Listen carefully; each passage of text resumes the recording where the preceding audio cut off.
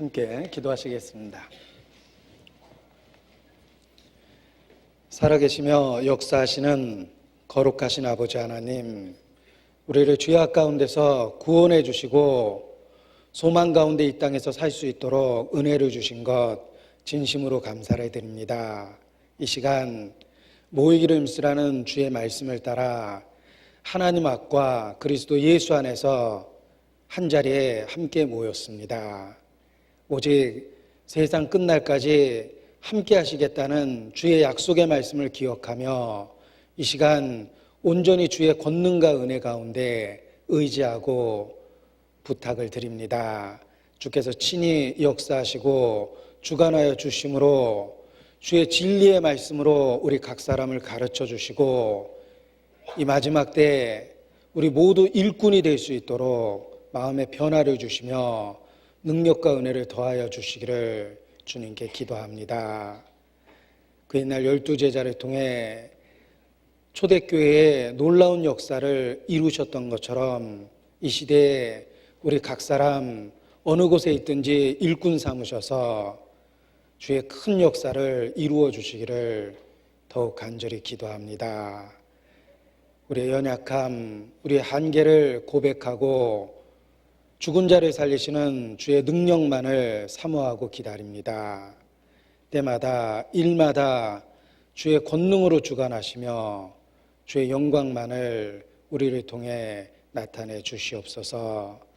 무엇보다 우리 마음에 변화를 주셔서 영혼에 대한 열정을 갖고 게으르지 않고 충성될 수 있도록 도와주시고 변화시켜 주시기를 주님께 기도합니다.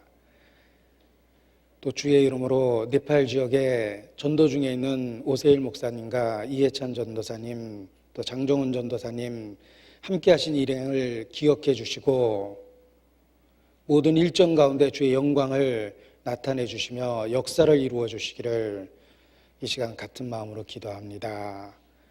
또 모일 때마다 아직 구원 얻지 못한 이뤄진 영혼들, 특별히 가족과 친척 중에 기억하고 주님의 은혜 가운데 더욱 간절히 기도합니다.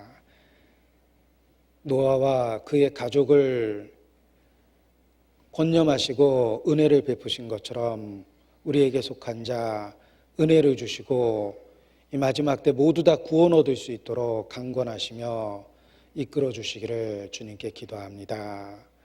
특별히 명절을 맞이해서 만나는 가족들 전도할 수 있는 기회로 만들어 주시고 주님께서 모든 대화를 주관하여 주시기를 또한 기도합니다.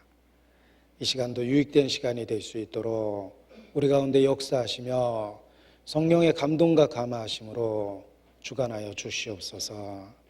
고마우신 예수님 이름으로 기도합니다. 아멘.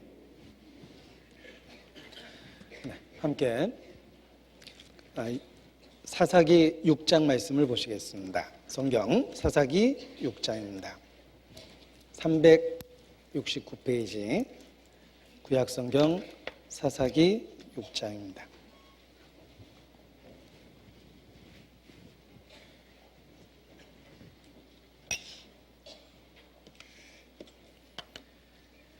사사기 6장 1절 말씀부터 제가 읽겠습니다. 이스라엘 자손이 또 여호와의 목전에 악을 행하였으므로 여호와께서 7년 동안 그들을 미디안의 손에 붙이시니 미디안의 손이 이스라엘을 이긴지라. 12절 6장 12절 여호와의 사자가 기드온에게 나타나 이르되 큰 용사여 여호와께서 너와 함께 계시도다. 22절로 24절 말씀도 보시겠습니다. 사사기 6장 22절로 24절까지의 말씀은 함께 읽겠습니다. 기드온이 그가 여호와의 사자인 줄 알고 가로되 슬프도소이다. 주 여호와여 내가 여호와의 사자를 대면하여 보았나이다. 여호와께서 그에게 이르시되 너는 안심하라 두려워 말라 죽지 아니하리라 하시니라. 기드온이 여호와를 위하여 거기서 단을 쌓고 이름을 여호와 살롬이라 하였더라. 그것이 오늘까지 아비에셀 사람에게 속한 오브라에 있더라. 가을 수확과 풍요로움의 계절입니다. 하늘도 높고 말도 살찐다고 누군가 표현을 했습니다. 천고마비의 계절이라고 말하는데, 어떤 분은 천고마비를 하늘에 고약한 짓을 하면 온몸이 마비된다, 이렇게 교훈적으로 엉뚱하게 해석하는 것도 봤습니다. 아무튼 우리에게 가장 기쁨을 줄 수 있는 계절임에 틀림이 없습니다. 수확의 계절이기 때문에 그렇습니다. 그리고 특별히 이 한 주간은 추석이라는 그런 명절도 있습니다. 옛날부터 더도 덜도 말고 한가위만 같았으면 좋겠다라고 표현했던 것처럼, 아마도 가장 1년 중에 풍요로운 그런 계절임에 틀림이 없습니다. 자, 그런데 이런 변함없는 계절의 법칙을 볼 때마다 그리스도인으로서 그 뒤에 역사하시는 하나님을 기억하는 것이 마땅합니다. 우리의 일상의 삶이 유지되는 것은 하나님의 놀라운 은혜임에 틀림이 없습니다. 그가 만물을 붙드시며 지금도 신실하게 역사하고 계시기 때문에 그 자연의 법칙이 예전처럼 유지되고 있습니다. 우리에게 변함없이 찾아온 수확의 계절을 보고 우리는 그 뒤에 역사하시는 하나님을 기억하고 더욱더 감사 찬양을 드려야 될 계절이 이 가을일 거라고 생각합니다. 그리고 특별히 이 한 주간에 추석이라는 명절이 들어 있습니다. 아마도 그동안 만나지 못했던 가족과 친척, 친지를 만날 수 있는 그런 시간을 대부분 갖게 될 거라고 생각합니다. 가족을 생각할 때 신앙적인 그런 의무감도 자연스럽게 마음에 떠올리게 됩니다. 하나님께서 우리에게 주신 이 땅에서의 선물 중에 하나가 가족임에 틀림이 없습니다. 우리가 홀로 살아가지 않고 사랑받고 또 사랑할 수 있는 가족을 주셨습니다. 그리고 가족은 우리의 선택이 아니었고 하나님에 의해서 주어진 것이다 라고 생각했을 때, 우리를 통한 하나님의 계획이, 그 가족들에 대한 계획이 틀림없이 있다라고 우리는 깨달을 수 있습니다. 우리가 선택한 가족이 아니라 하나님이 우리에게 운명처럼 주신 가족입니다. 따라서 우리를 구원하신 그 계획이 있었던 것처럼 이제 우리를 통해서 또 그 가족들을 구원하시고자 하는 하나님의 계획이 있다고 생각합니다. 명절을 통해서 가족들을 만나는 그 기회를 활용해서 전도의 기회로 삼는 것이 마땅합니다. 때로 왜 전도할 기회를 얻지 못하는가라고 스스로 생각해 볼 때가 있습니다. 그리고 그 원인 중에 하나가 미리 생각하고 계획하지 않고 또 미리 기도로 준비하지 않았다라는 데서 실패의 원인을 찾아볼 수가 있습니다. 아무 생각 없이 가족을 만났고 또 아무 생각 없이 혹 이야기를 꺼냈기 때문에 듣는 사람도 별다른 반응이 없었다고 생각합니다. 너희가 얻지 못한 것은 구하지 아니한 연고라라는 말씀처럼, 특별히 가족 전도에 대해서는 하나님의 약속이 주어져 있습니다. 사도행전 16장 31절에 우리가 붙잡고 있는 말씀처럼 주 예수를 믿으면 너와 내 집이 구원을 얻으리라는 그 말씀이 있습니다.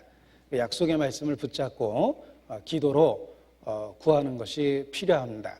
기도로 구하면 미리 마음의 준비를 하게 되고 또 여러 가지 전도할 수 있는 그 길을 예비되는 효과가 있다고 생각합니다. 그래서 막상 만났을 때 말을 꺼내고 그 말을 통해서 하나님이 기회로 삼아주시고 전도의 문을 열어주실 거라고 생각합니다. 그래서 특별히 가족을 만날 수 있는 그런 그 명절이라는 특별한 시간에 미리 가족 전도를 위해서 열망을 갖고 기도를 하는 것이 필요하다고 생각합니다.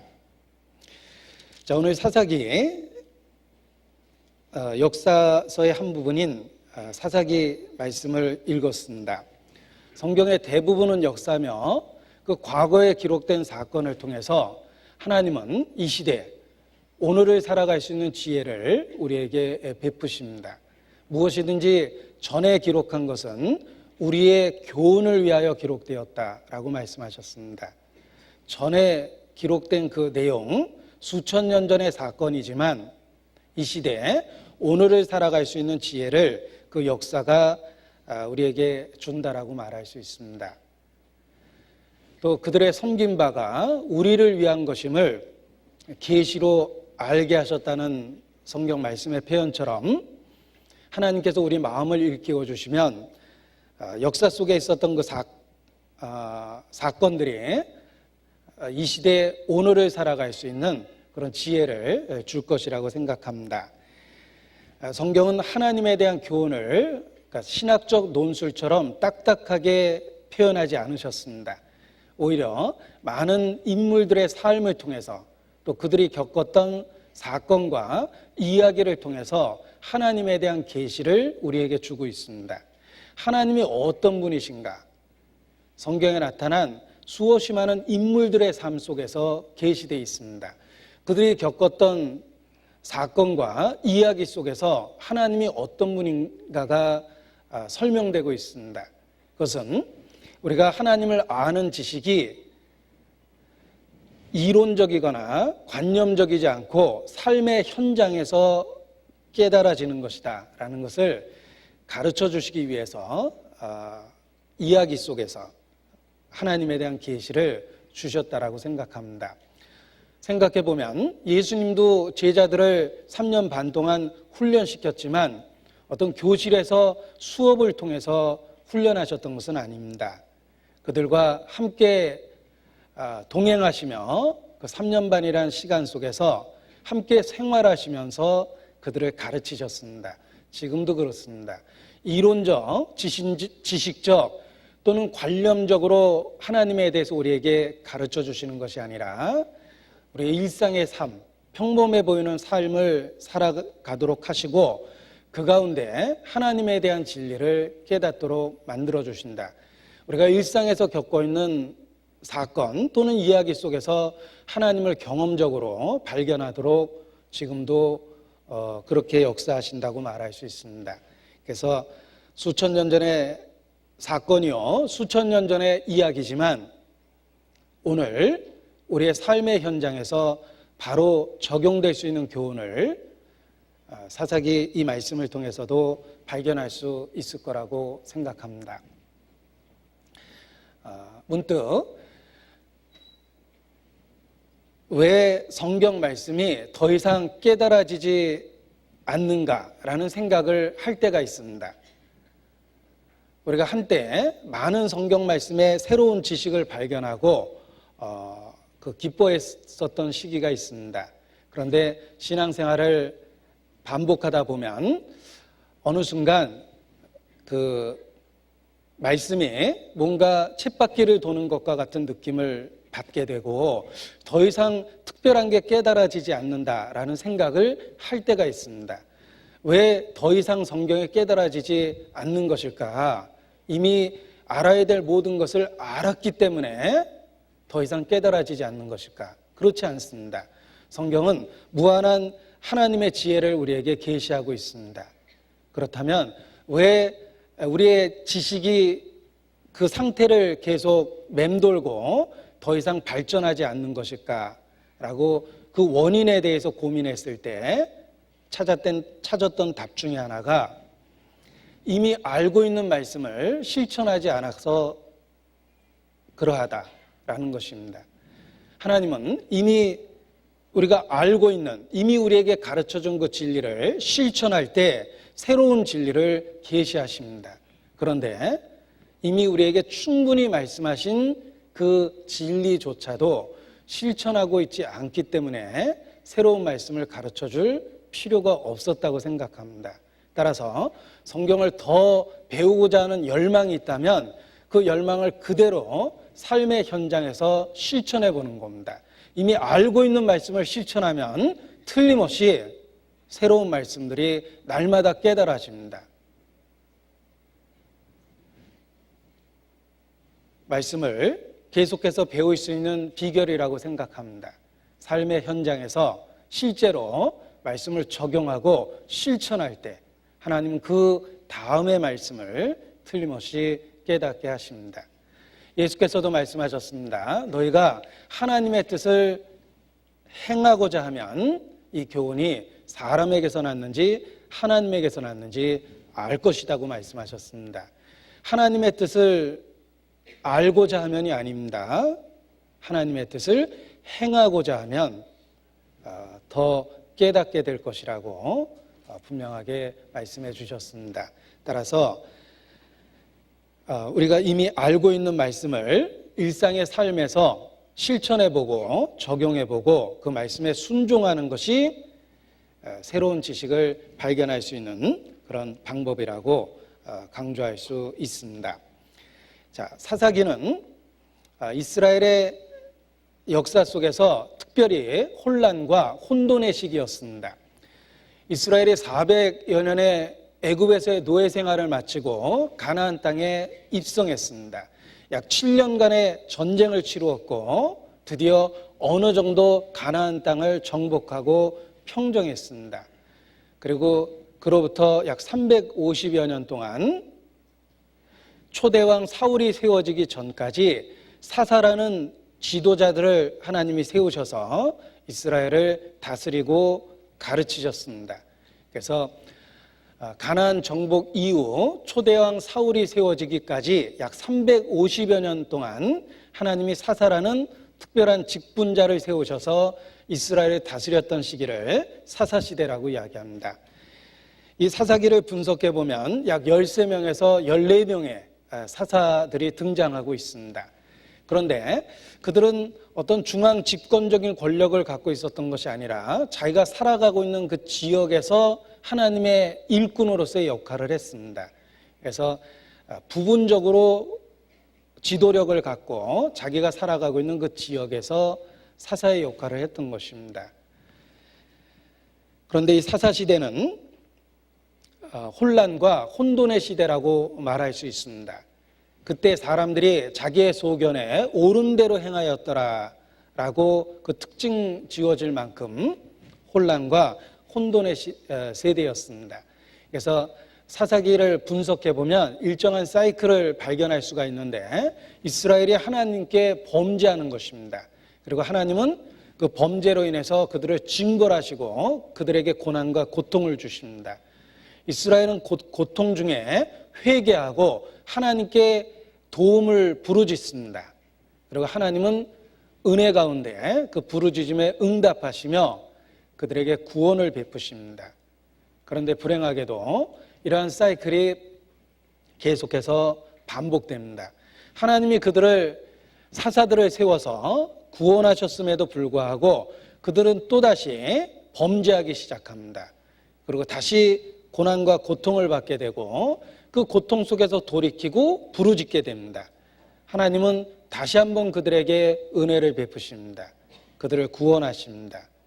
그리고 또 얼마의 세월이 지나면 불행하게 다시 범죄하고 이런 악순환이 반복되고 있다는 것을 사사기를 통해서 발견할 수 있습니다. 자기 소견대로 옳은 대로 행하였던 그 결과가 그러합니다.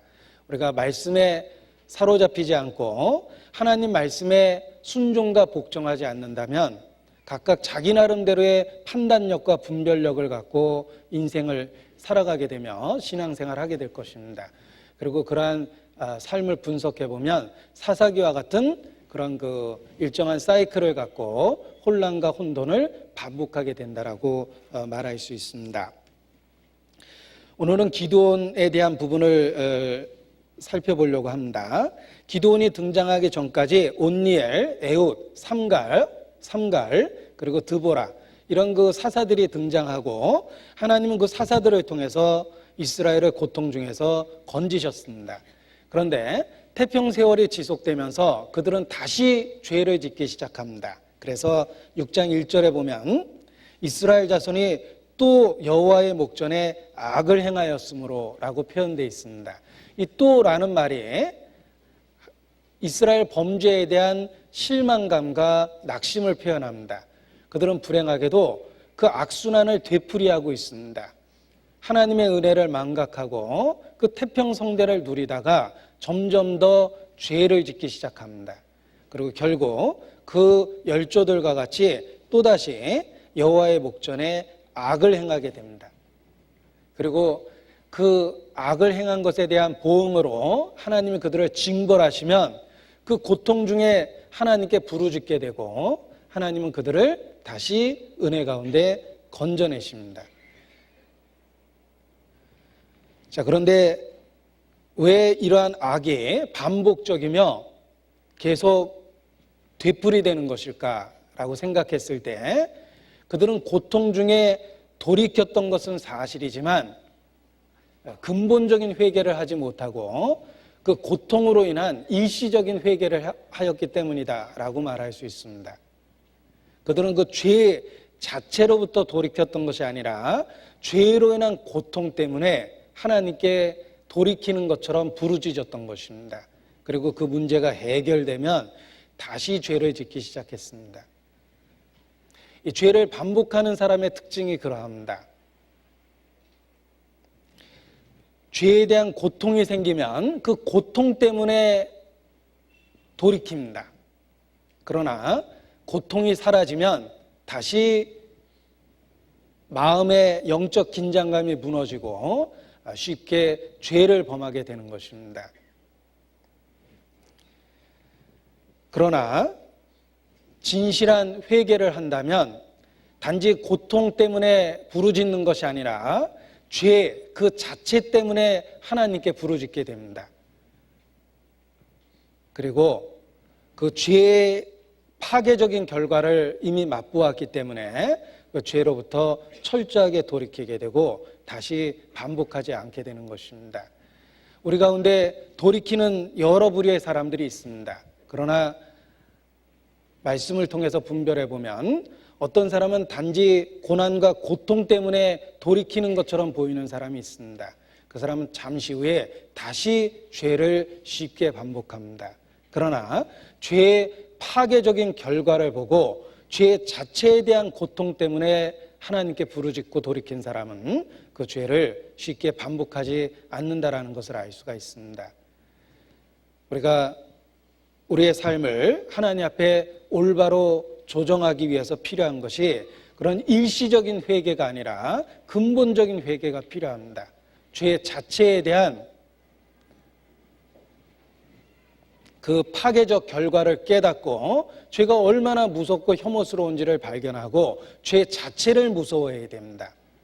죄의 결과가 아니라 그 죄의 결과로 주어지는 고난과 고통이 아니라 죄 자체를 미워하게 될 때 그 죄를 반복하지 않게 된다라고 말할 수 있습니다.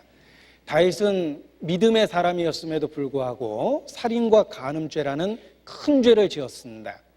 그러나 중요한 것은 다윗은 그 죄를 반복하지 않았다는 것입니다. 왜? 다윗은 죄에 대한 고통을 두려워했던 것이 아니라 죄 자체에 대한 무서움을 깨달았기 때문에 죄 자체로부터 벗어날 수가 있었던 겁니다. 단지 징계와 징벌을 두려워한 것이 아니라 죄 자체를 혐오하고 죄 자체에 대한 그 무서움을 깨달았기 때문에 죄로부터 돌이키고 다시 반복하지 않았다라고 말할 수 있습니다. 자, 오늘 본문은 사사기 6장이기 때문에 표시하고 시편 51편 다윗의 기도 내용을 한번 보겠습니다. 시편 51편 2절입니다.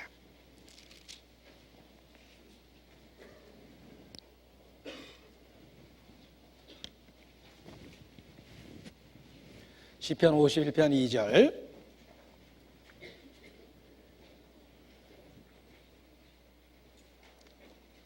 같이 읽겠습니다. 나의 죄악을 마을 같게 씻기시며 나의 죄를 깨끗이 제하소서.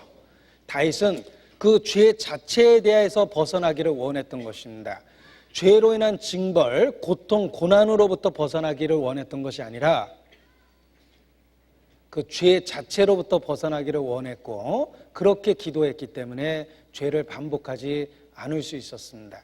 그리고 죄를 이길 수만 있다면 자기에게 주어지는 그 어떠한 고통이라도 감당할 수 있을 거라는 마음을 가졌던 것입니다. 그래서 기도하기를 51장 8절에 보면 다윗의 기도 속에 51장 8절 주께서 꺾으신 뼈로 즐거워하게 하소서라고 부르짖고 있습니다. 정말 죄 자체를 해결할 수 있다면 자기 뼈가 꺾이는 한이 있더라도 그것을 즐거워하겠다는 뜻입니다. 이것이 근본적으로 회개한 사람의 마음입니다. 죄 자체를 두려워하고 죄 자체를 적대시하며 죄 자체를 피하고자 했던 것입니다. 그러나 그저 표면적이고 일시적인 회개를 하는 사람은 대부분 징벌에 대한 고통 때문에 하나님께 돌이키는 것처럼 보입니다. 그러나 징벌이 사라지면 다시 죄의 달콤함에 유혹되고 죄를 반복해서 짓게 되는 것입니다. 대표적인 사람이 바로 출애굽에 등장하는 바로입니다. 바로는 10가지 재앙이 쏟아질 때 그때그때 회개합니다. 내가 잘못됐다. 이 개구리를 없애달라. 이 파리를 없애달라. 메뚜기를 없애달라. 이 독종을 해결해달라. 그는 죄의 징벌들이 사라지기를 원했지만 그 징벌을 하나님이 해결하셨을 때 다시 마음이 강팍해졌습니다. 우리 가운데도 바로와 같은 마음으로 회개하는 사람이 있습니다. 그는 틀림없이 사사기의 역사처럼 악을 반복하는 악순환을 행합니다. 그러나 다윗과 같은 믿음의 마음을 품는다면 죄의 형벌은 기쁨으로 받아들이고 주께서 뼈를 꺾는다 하더라도 기꺼이 그 꺾으신 뼈로 즐거워하겠습니다. 그러나 그 죄 자체를 내게서 멀리 옮겨달라고 그렇게 부르짖을 거라고 생각합니다. 시편 78편입니다. 시편 78편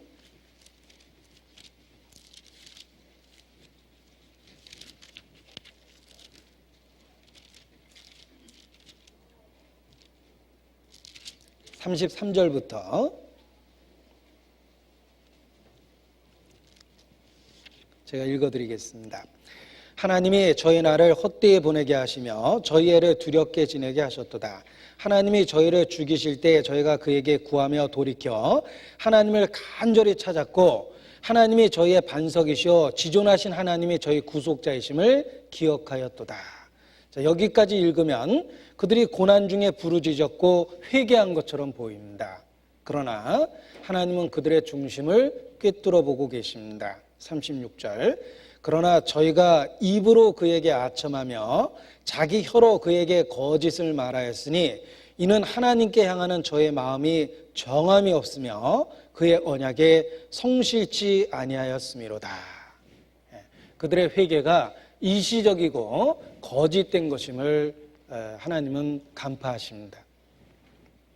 그들은 고통 중에 돌이킨 것처럼 보였지만 그들 마음에 정함이 없었습니다. 그들은 언약에 신실치 않았습니다. 그래서 그 회개가 단지 아첨하는 입처럼 입술에만 있었다라고 하나님 말씀하십니다. 에레미야 3장, 에레미야 시대의 사람들도 그러했습니다. 그래서 멸망을 피하지 못했던 것입니다. 에레미야 3장 10절입니다.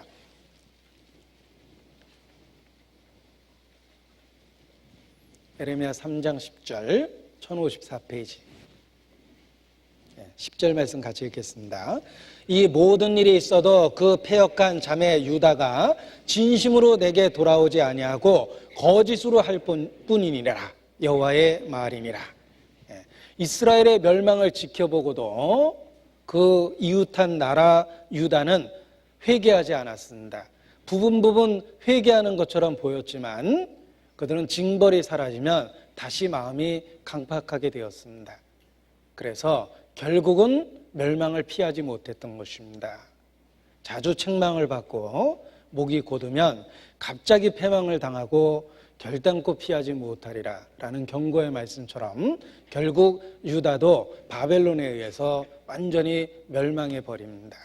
그래서 이 사사기를 읽을 때 죄의 악순환을 끊는 방법은 죄 자체로부터 벗어나는 것이다.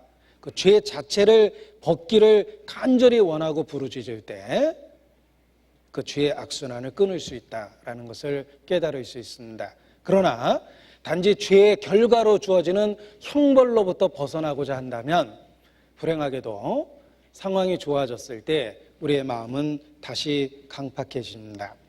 자, 사사기 6장에 보면 그들은 또 범죄했고 하나님은 그들을 성실하게 대하시며 그들에게 고난을 주셨습니다. 죄에 대한 결과로 그들에게 고난을 주셨는데 바로 미디안 족속을 통해서 7년 동안 그들을 다스리도록 하신 것입니다. 끊임없는 약탈을 당했습니다. 이 미디안 족속에 의해서 7년 동안 약탈을 당했는데 이 미디안 족속을 분석해 보면 광야 유목민입니다. 유목민이라는 것은 정착하지 못하고 떠도는 민족이기 때문에 조직적인 군사력이 없었습니다. 그럼에도 불구하고 이스라엘은 이 미디안 족속에게 약탈을 당합니다. 얼마나 힘이 미약했는지를 알 수가 있습니다. 광야 유목민조차에게도 이스라엘은 약탈을 당했습니다. 그 당시에 이스라엘의 비참한 상태를 우리가 알 수가 있습니다. 그들의 반복되는 죄에 대해서 하나님은 그들을 더욱더 미약하게 만들었고 심지어는 유목민족이었던 미디안 족속들조차도 이스라엘을 우습게 보고 그 땅으로 쳐들어와서 약탈을 일삼았던 겁니다. 우리가 죄를 반복해서 짓게 되면 우리의 영적인 비참함이 딱 이와 같은 상황이 됩니다. 그래서 큰 어떤 유혹을 받고 죄를 짓는 것이 아니라 그리스도인으로서 상상할 수도 없는 어떤 그런 유혹을 받고 죄를 짓는 경우가 있습니다. 미디안 족속과 같은 작은 민족에게 들볶임을 받듯이 아주 사소한 일부터 그리스도인으로서의 품위를 잃어버리게 됩니다.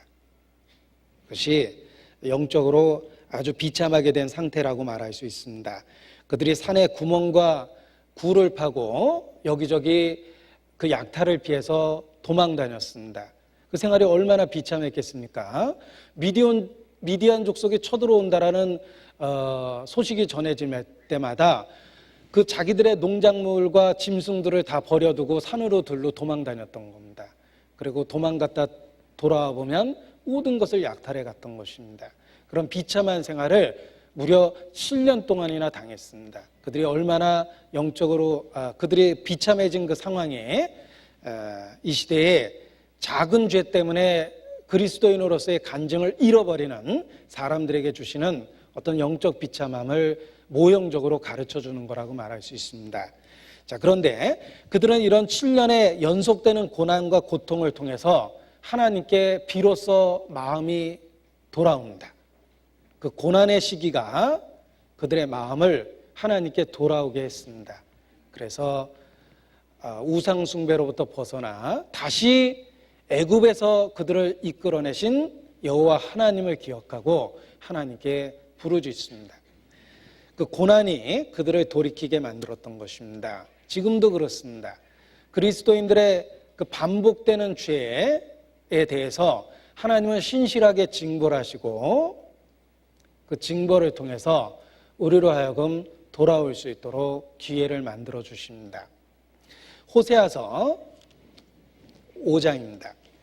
호세아서 5장입니다.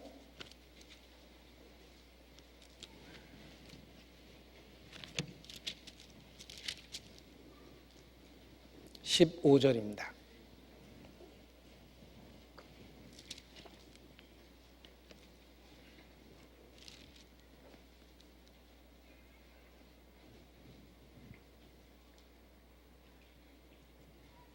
호세아서 5장 15절 같이 읽겠습니다. 내가 내 곳으로 돌아가서 저희가 그 죄를 뉘우치고 내 얼굴을 구하기까지 기다리리라.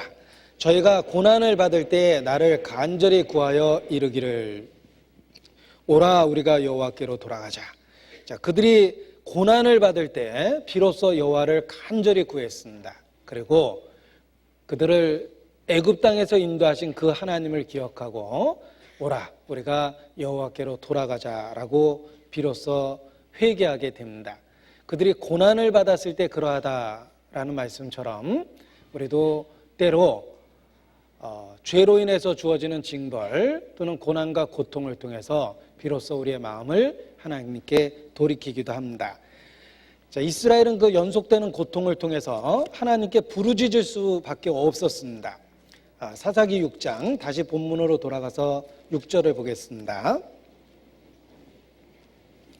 이스라엘의 미디안을 인하여 미약함이 심한지라 이에 이스라엘 자손이 여호와께 부르짖었더라. 아주 절규에 가까운 고통스러운 그 비명을 질렀던 겁니다. 하나님께 간절히 자기들의 고통에 대해서 도움을 구했던 것입니다. 그리고 하나님은 기꺼이 은혜로서 그들의 부르짖음에 대해서 응답하십니다. 비록 죄를 반복적으로 짓고 있지만 하나님은 부르짖을 때마다 기꺼이 그들에게 응답하셨습니다.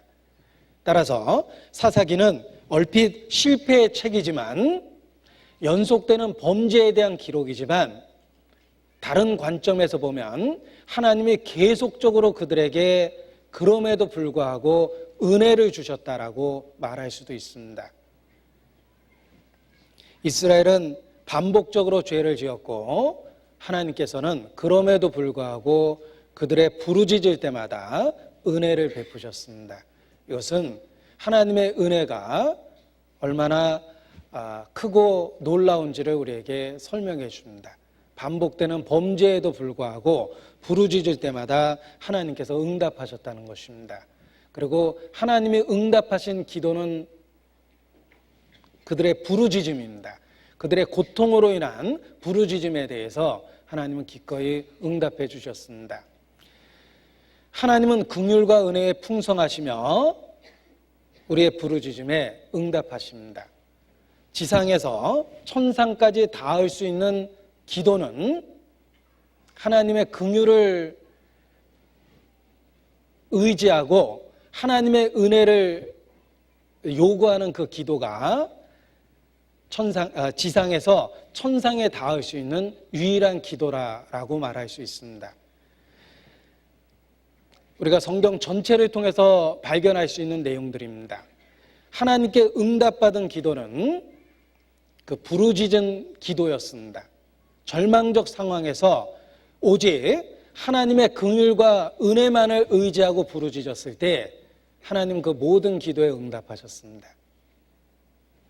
그래서 우리의 절망적인 상태를 보고 우리는 낙심할 수도 있지만 또 한편으로 생각하면 그럼에도 불구하고 하나님은 그 풍성하신 긍휼과 은혜를 따라 응답하신다라고 말할 수 있습니다.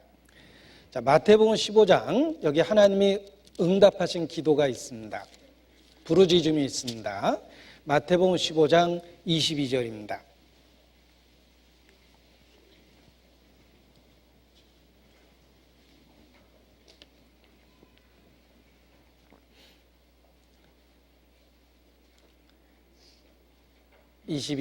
가나안 여자 하나가 그 지경에서 나와서 소리질러 가로되 주 다윗의 자손이여 나를 불쌍히 여기소서 내 딸이 흉악히 귀신 들렸나이다 하되.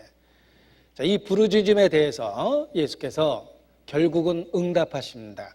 물론 과정은 겪었지만 결국은 응답하셨습니다. 지금도 그렇습니다. 이러한 하나님의 긍휼과 은혜를 바라는 기도에 대해서 하나님은 기꺼이 그 은혜의 풍성함을 따라 응답해 주십니다. 우리의 절망적 상황은 오히려 하나님의 은혜가 얼마나 크고 놀라운지 깨달을 수 있는 기회가 됩니다. 우리가 반복적으로 혹 죄를 짓고 하나님께 부르짖었을 때 우리 스스로 자신이 얼마나 한심스럽습니까? 그러나 그때에도 부르짖으면 그럼에도 불구하고 하나님 여전히 응답하십니다. 그 긍휼과 은혜로서 부르짖을 때마다 응답하신 모습 속에서 우리는 하나님의 은혜의 큰 그 풍성함을 깨달을 수가 있습니다. 다니엘도 그러한 하나님의 성품을 분명하게 이해했기 때문에 그 은혜와 긍휼을 의지해서 부르짖었습니다. 그래서 다니엘의 기도도 응답됩니다. 다니엘서 9장 18절입니다. 다니엘서 9장 18절 1250페이지입니다.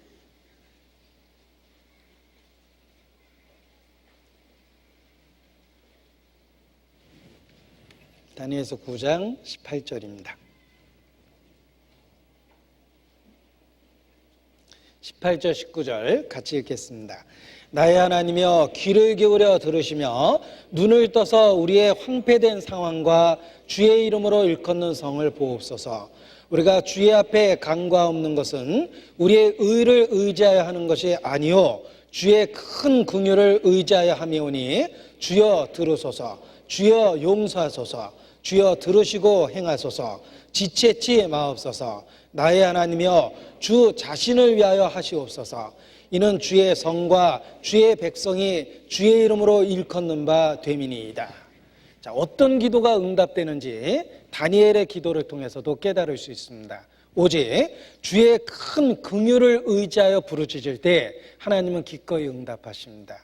주여 나를 불쌍히 여기소서라는 울부짖음에 대해서 하나님은 응답하십니다. 에레미야 14장 7절 말씀도 보시겠습니다. 에레미야 14장 7절입니다.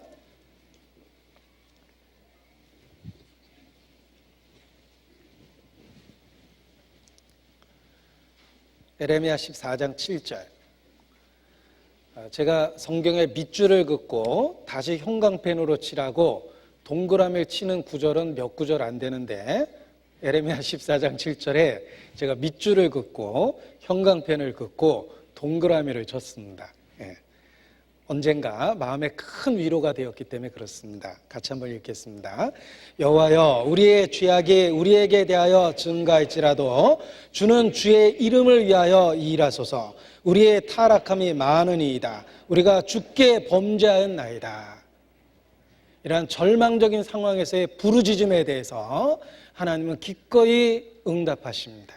비록 우리가 죄를 짓고 우리 스스로도 용서할 수 없을 정도로 또 다시 죄를 짓는다 하더라도 그 죄를 인정하고 하나님의 큰 긍휼을 의지하고 다시 부르짖으면 하나님의 풍성한 은혜를 따라 우리의 그 부르짖음에 대해서 기꺼이 응답하십니다. 70번에 7번이라도 죄를 짓고 돌이키고 와서 내가 잘못됐다라고 하면 그 형제의 잘못을 받아주라고 말씀하셨습니다. 그것이 바로 주님 자신의 마음이기도 합니다. 따라서 우리가 혹 사사기와 같은 그 혼돈과 혼란 속에서 지내고 죄를 반복해서 혹 범하고 있다 하더라도 중요한 것은 정말 하나님 앞에 그럼에도 불구하고 하나님께 부르짖으면 하나님은 기꺼이 우리의 기도에 응답하시고 우리를 그 상황으로부터 벗어날 수 있도록 도와주십니다. 비록 우리의 죄악이 우리에 대하여 증가할지라도 주의 이름을 위하여 일하소서. 주의 큰 긍휼을 의지하여 역사하소서. 우리가 이렇게 기도할 수 있습니다. 느헤미야 9장 28절입니다. 느헤미야 9장 28절. 에스라, 느헤미야, 에스더. 느헤미야 9장 28절입니다.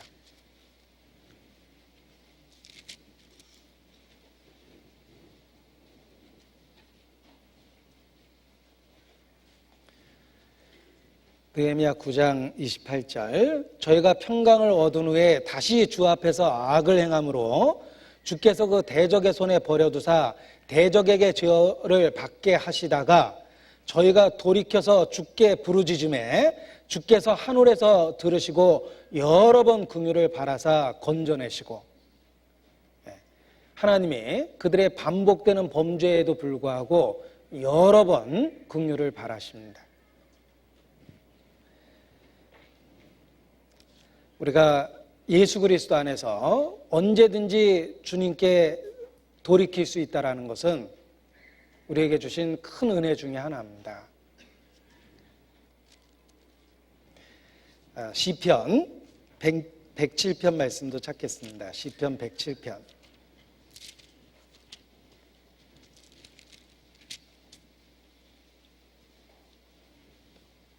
6절 7절.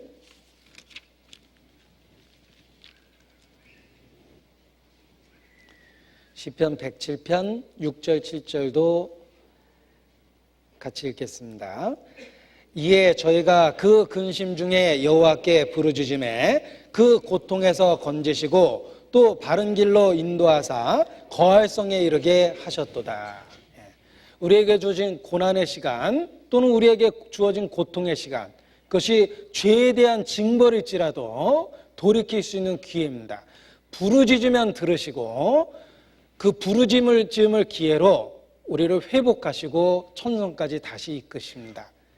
저희가 부르짖을 때 여호와께서 건지셨을 뿐만 아니라 바른 길로 인도하시고 마침내 거할 성에 이르게 하셨습니다.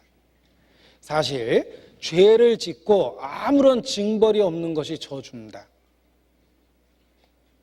우리가 참으로 그의 참 아들 되었다면 반드시 징계가 있습니다. 따라서 우리가 혹 죄를 짓고 징벌 가운데 있다 하더라도 부르짖으면 하나님은 기꺼이 우리를 건지시며 바른 길로 인도하시고 천성으로 이끄십니다. 그래서 고난의 시간이, 징벌의 시간이 역설적이지만 회개의 기회가 되며 회복의 기회가 된다, 이렇게 말씀드릴 수 있습니다. 시편 34편입니다. 시편 34편 4절로 6절입니다.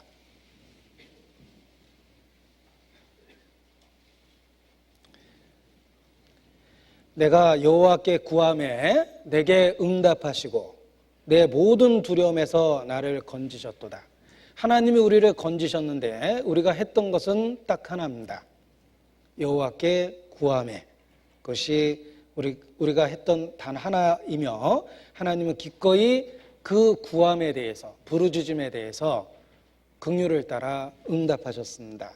또 6절도 이 공고한 자가 부르짖음에 여호와께서 들으시고 그 모든 환난에서 구원하셨도다.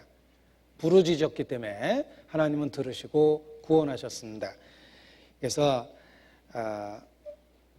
우리의 부르짖음에 응답하시는 하나님을 기억할 때 우리는 그의 큰 긍휼을 더욱더 체험적으로 깨닫게 된다고 말할 수 있습니다.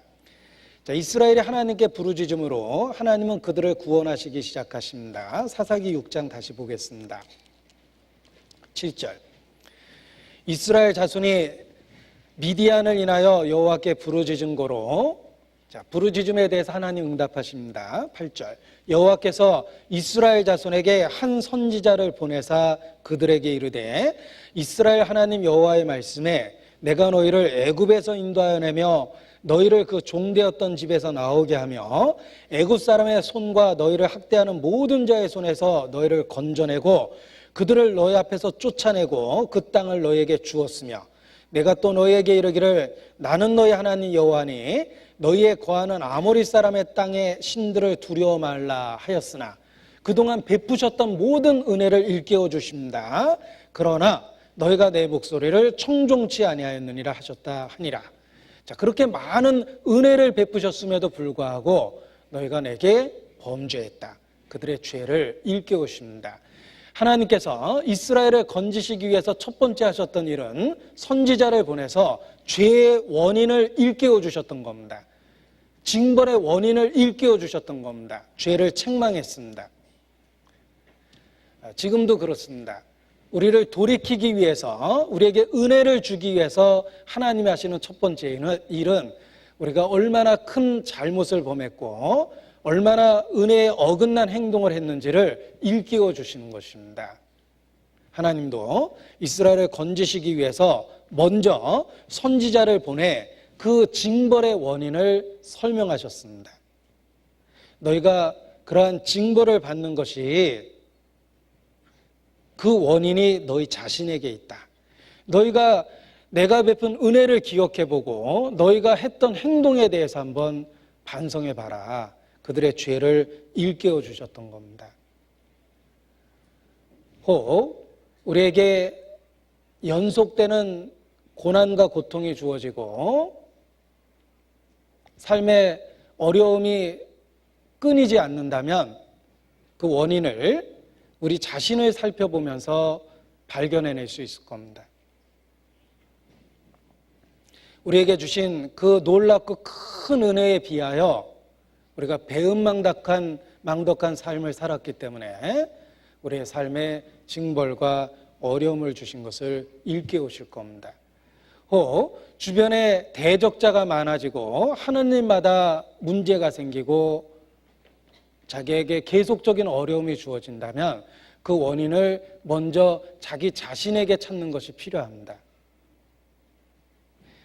이스라엘도 미디안이 너무 강해서 우리가 졌다라고 생각한다면 참 어리석은 겁니다.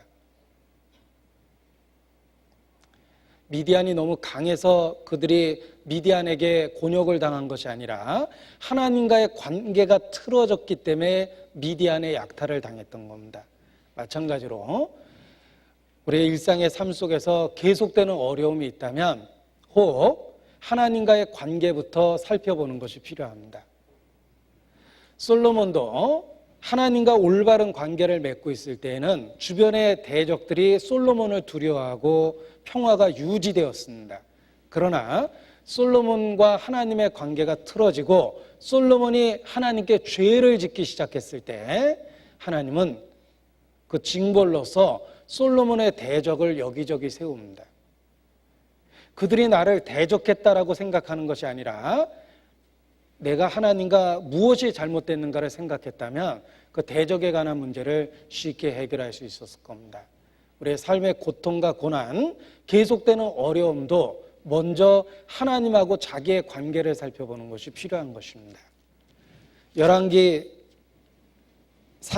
11장 말씀을 보겠습니다. 열왕기상 11장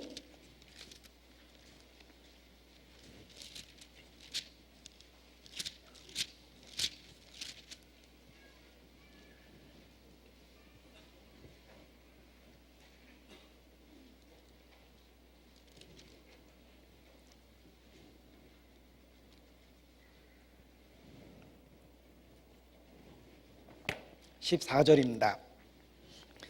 열왕기상 11장 14절 여호와께서 에돔 사람 하닷을 일으켜 솔로몬의 대적이 되게 하시니 저는 왕의 자손으로서 에돔에 거하였더라. 하닷이 솔로몬의 대적이 되었다라고만 기록한 것이 아닙니다. 여호와께서 그렇게 하셨다고 되어 있습니다. 또 23절도 마찬가지입니다. 하나님이 또 엘리아다의 아들 르손을 일으켜 솔로몬의 대적이 되게 하시니 저는 그 주인 소바왕 하닷 에셀에게서 도망한 자라. 여기도 대적자 르손을 하나님이 그렇게 하셨다라고 되어 있습니다. 솔로몬과 하나님의 관계가 잘못되었을 때 하나님은 솔로몬의 대적들을 많이 일으키셨습니다. 성경에 이르시기를 사람의 행위가 여호와를 기쁘시게 하면 그 사람의 원수라도 그와 더불어 화목하게 하시느니라.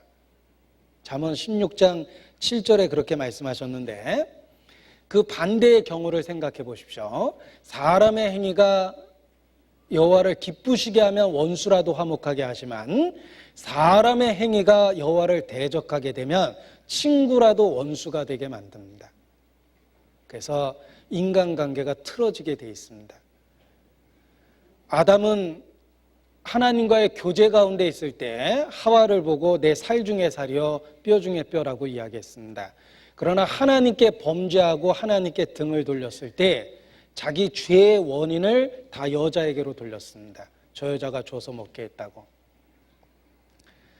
또 아담이 하나님과 화목했을 때는 가정적인 아무런 문제가 없었지만 하나님을 대적했을 때 그 집안에서 살인이 일어났고 살인자의 아버지가 되었습니다. 우리의 삶에 계속되는 고난과 고통이 있을 때 그 원인을 외부에서 찾는 것보다 먼저 하나님과 자신의 관계에서 찾아보는 것이 더 현명할 때가 있습니다. 이스라엘의 역사 속에서 그러했습니다. 하나님은 선지자를 보내서 그들이 미디안에게 약탈을 당한 원인이 하나님과의 관계 속에 문제가 있다는 걸 일깨워 주셨습니다. 그리고 그 죄를 일깨운 이후에 비로소 기드온이라는 일꾼을 세워서 그들을 고난으로부터 건져주십니다. 자, 사사기 6장 다시 보겠습니다.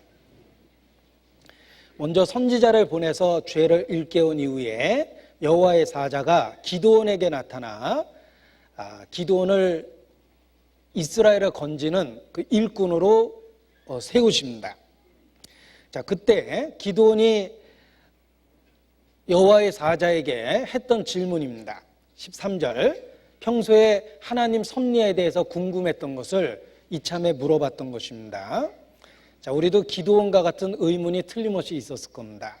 6장 13절, 기드온이 그에게 대답하되 나의 주여 여호와께서 우리와 함께 계시면 어찌하여 이 모든 일이 우리에게 미쳤나이까?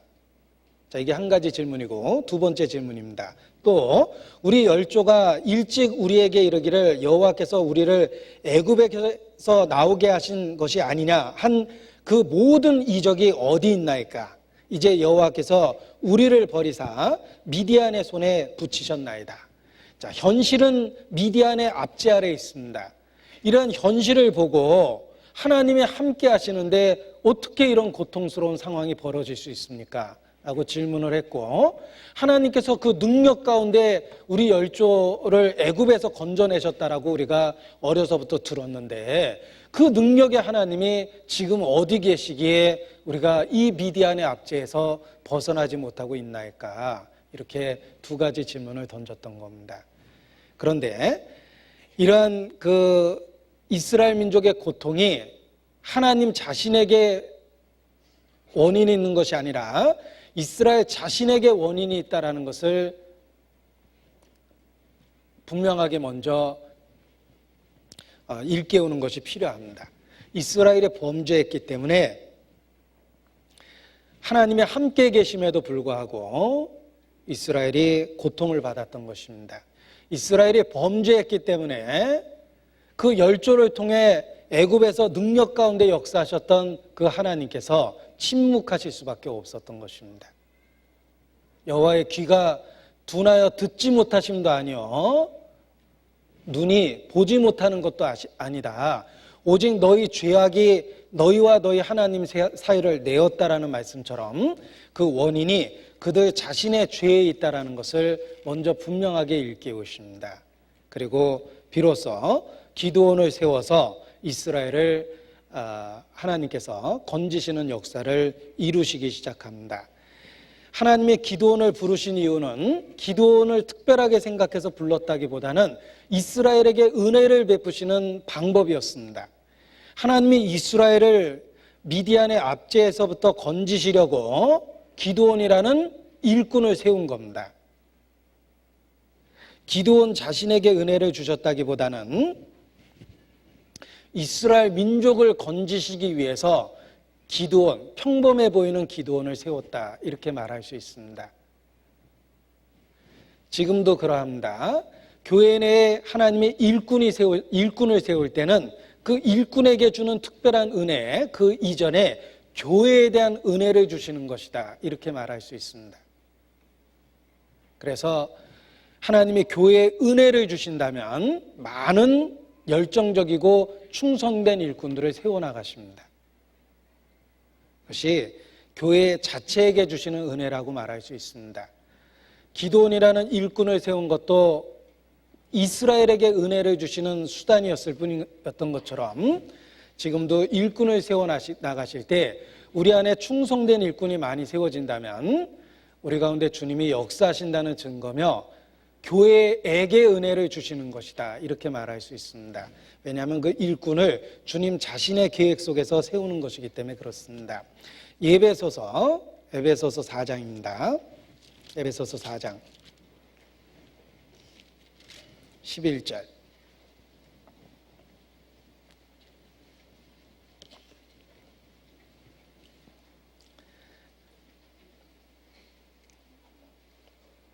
에베소서 4장 11절.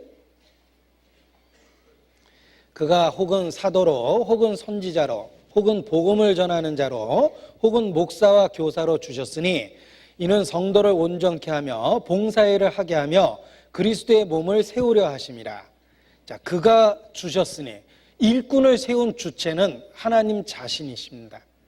하나님 자신이 일꾼을 세우십니다. 그것은 교회에게 주시는 선물이요, 교회 가운데 함께 하신다는 증거입니다. 기드온을 세운 것도 이스라엘에게 은혜를 주시고자 하는 방법이었습니다. 그래서 하나님은 이스라엘을 건지시고자 기드온이라는 일꾼을, 평범한 사람을 일꾼으로 세워나가셨다, 이렇게 말씀드릴 수 있습니다. 자, 이 기드온은 이스라엘을 그 미디안의 압제로부터 건져냅니다. 그것도 아주 놀라운 기적과 같은 승리를 이끌면서 미디안의 압제로부터 이스라엘을 구원합니다. 그런데 중요한 것은 기드온에 대한 이야기를 성경에 기록한 것은 기드온에 대한 이야기를 하자는 것이 아니라 기드온의 하나님에 대해서 이야기하고자 하는 것이다 라는 것입니다. 성경은 하나님 자신에 대한 계시입니다. 그 인물을 우리에게 설명해 주고자 하는 것이 아니라 그 인물들을 통해서 역사한 하나님을 설명하고자 하는 것입니다. 따라서 세속적인 영웅담과는 전혀 다릅니다. 세상에 영웅들이 있고 그들의 영웅적인 이야기가 널리 알려져 있습니다.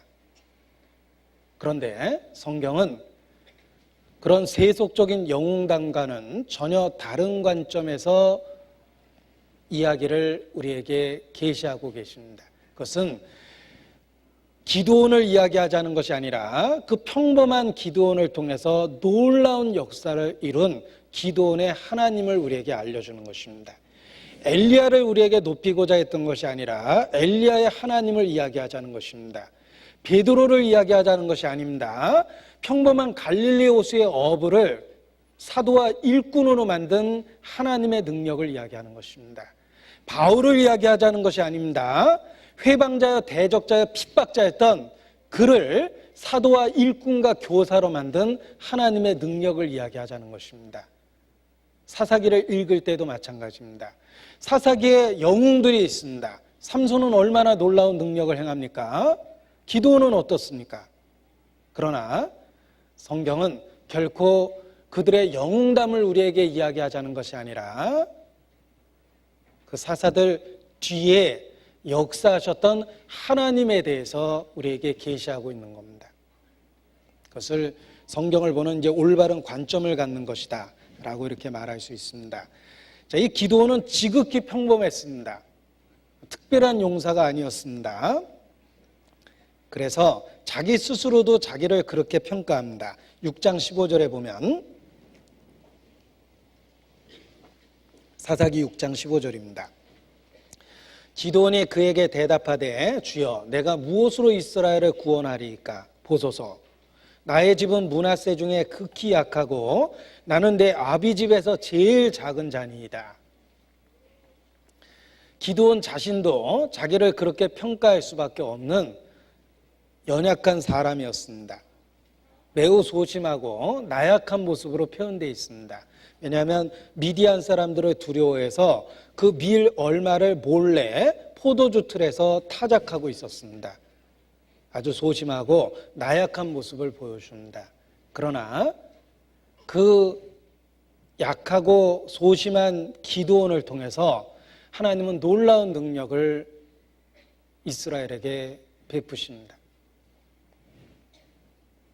하나님이 쓰신 사람의 특징이 그러합니다. 모세가 애굽의 왕자였을 때 한참 육체적 전성기를 누리고 있을 때 쓰지 않았습니다. 나이 80이 된 이후에, 육체적 전성기가 끝난 이후에, 그리고 광야의 목동으로 전락해 있었던 그때 하나님이 비로소 모세를 불렀습니다. 이제 모세는 인간적인 자신감은 다 없어졌습니다. 나는 본래 말에 능하지 못하고 나는 입이 뻣뻣하고 혀가 둔한 자다. 그렇게 고백할 수밖에 없었습니다. 한때 애굽의 모든 학문에 능했던 그였지만 광야 40년 생활을 통해서 자신감을 다 잃어버렸습니다. 그러나 바로 그 약해진 상태에서 하나님은 모세를 부르십니다. 왜냐하면 비로소 하나님의 능력을 그에게 덧입힐 수가 있었기 때문입니다. 하나님은 항상 이와 같이 평범해 보이고, 평범보다 더 나약해 보였던 사람들을 통해서 놀라운 역사를 이루십니다. 이스라엘의 선지자 아모스도 그러했습니다. 아모스는 목자도 아니었고 아모스는 선지자도 아니었고 훈련을 받은 사람도 아니었습니다. 그저 평범한 농부였고 뽕나무를 배양하는 자였다라고 스스로 고백합니다. 그러나 하나님은 아모스를 그 시대의 일꾼을 삼으셨습니다. 에레미야를 부르셨을 때도 그러했습니다. 에레미야를 부를 때 에레미야가 대답하기를 슬프도소이다, 주여 나는 아이로소이다 라고 고백합니다. 그것이 실제 에레미야의 모습이기도 합니다.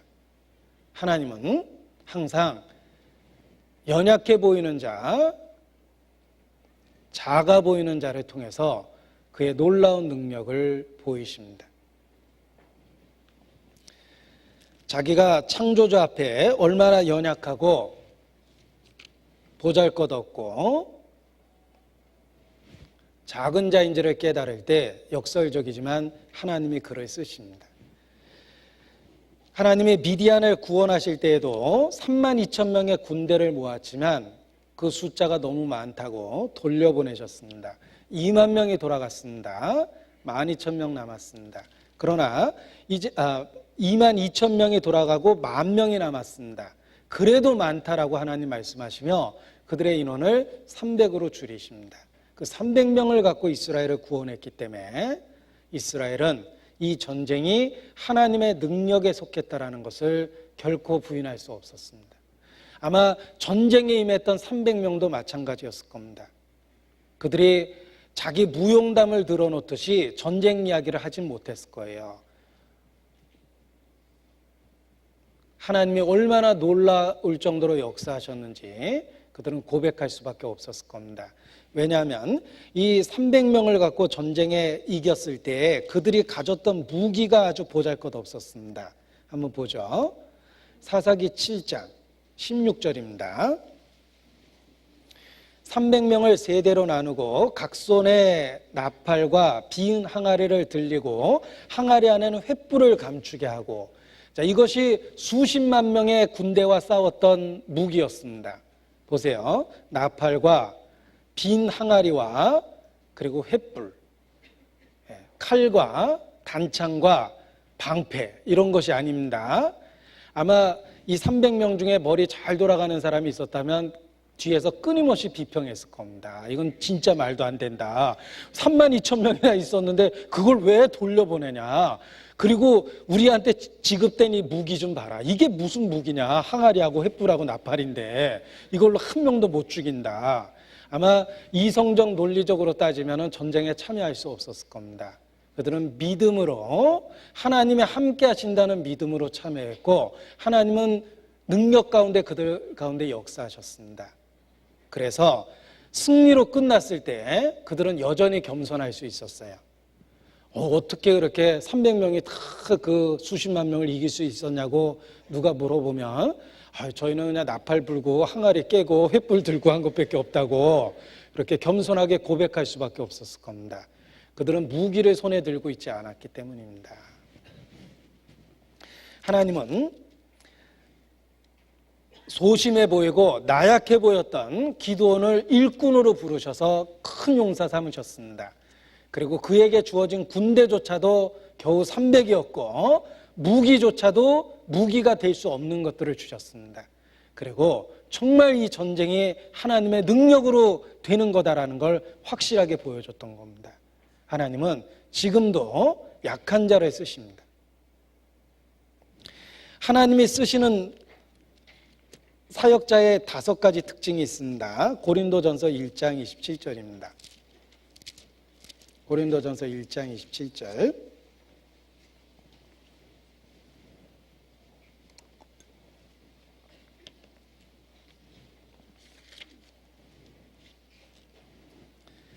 그러나 하나님께서 세상에 미련한 것들을 택하사 지혜 있는 자들을 부끄럽게 하려 하시고 세상에 약한 것들을 택하사 강한 것들을 부끄럽게 하려 하시며 하나님께서 세상에 천한 것들과 멸시받는 것들과 없는 것들을 택하사 있는 것들을 폐하려 하시나니 29절 같이 읽겠습니다. 이는 아무 육체라도 하나님 앞에서 자랑하지 못하게 하려 하심이라. 미련하고 약하고 천하고 멸시받고 없는 것들을 택합니다. 그 가운데 하나님의 능력을 담아주심으로 우리가 이 보배를 질그릇에 가졌다라는 분명한 진리를 깨닫게 하십니다. 주께서 한두 번 하신 말씀을 내가 들었노니 권능은 하나님께 속하였다 하였노라. 그렇습니다. 오직 권능은 하나님께 속하였습니다. 그것을 확실하게 인정할 수밖에 없는 연약한 자들을 통해서 하나님은 자신의 능력을 보여주십니다. 따라서 자기의 연약함을 깨닫는 것이 역설적이지만 그리스도인으로서 가장 강해질 수 있습니다. 자기가 얼마나 부서지기 쉬운지 깨달을 때 주님을 의지할 수 있습니다. 자기가 얼마나 쉽게 미혹된다라는 걸 깨달을 때 더 말씀을 읽고 부르짖게 됩니다. 자기의 판단력을 의지하지 않습니다. 내가 보기에는 옳아 보이지만 틀릴 수도 있다는 걸 알기 때문에 자기의 분별과 판단력보다는 주님이 주는 지혜를 구하고 주님의 응답을 듣기를 사모하게 됩니다. 자기 혼자 머리 다 굴려서 앞뒤 다 재놓고 틀림없다라고 확신하면 절대 기도응답 못 받습니다. 이미 결정 다 해놨거든요. 이 똑똑한 네가 알아서 한번 해봐라. 우리가 얼마나 연약하고 약하고 보잘것없고 실수투성이고 잘 부서지고 얼마나 어리석은지 사실 경험적으로 우리는 잘합니다. 왜냐하면 이 연약한 자기를 데리고 이미 수십 년을 살아봤기 때문입니다. 우리가 얼마나 연약하고 어리석습니까? 굳게 결심해도 흔들리고 사람 말에 쉽게 마음과 생각이 변화되기도 하고 알아보고 확인하고 속기도 합니다. 그럼에도 불구하고 우리 자신의 연약함을 철저하게 인정하면 주님을 의지하는 마음으로 바뀌고 가장 강해질 수 있습니다. 고린도후서 12장입니다. 고린도후서 12장